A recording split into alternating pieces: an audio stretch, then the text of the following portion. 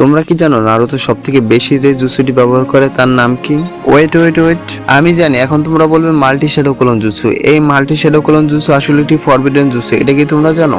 Multi shadow clone জুসু হলো এমন একটি টেকনিক যেখানে একজন নিজের অনেকগুলো ক্লোন তৈরি করতে পারে। এই ক্লোনগুলো শুধু ইলিউশন না, এগুলো বাস্তব লড়াই করতে পারে এবং ড্যামেজও নিতে পারে। এই জুসুটা ফরবিডেন হওয়ার মূল কারণ হলো এটি ব্যবহার করতে প্রচুর পরিমাণে চক্র লাগে। একজন সাধারণ নিনজা যদি বেশি ক্লোন তৈরি করে তাহলে তার শরীরের সকল চক্র শেষ হয়ে যেতে পারে, এমনকি সে মারাও যেতে পারে। এই জুসুতে ব্যবহারকারীর চক্র সকল ক্লোনের মধ্যে সমান ভাগে ভাগ হয়ে যায়। ধরো একটা নিনজা 10টা ক্লোন বানানো, তার চক্র 10 ভাগে ভাগ হয়ে যাবে।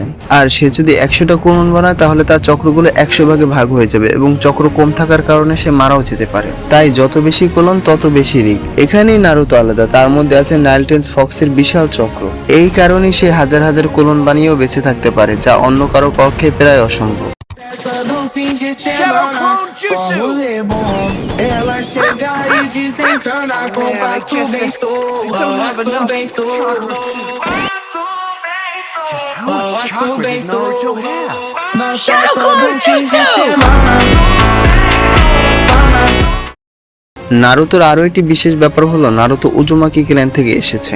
এই ক্ল্যানের বিশেষত্ব হলো তাদের বিশাল চক্র রিজার্ভ। তাই বুঝতেই পারছো মাল্টি শ্যাডো ক্লোন জুৎসু শুধু পাওয়ারফুল না, এটা খুব বিপজ্জনক। এই কারণে এটা ফরবিডেন জুৎসু। ভিডিওটা ভালো লাগলে লাইক দাও আর নারুতো নিয়ে আরো ভিডিও পেতে চ্যানেলটা সাবস্ক্রাইব করো।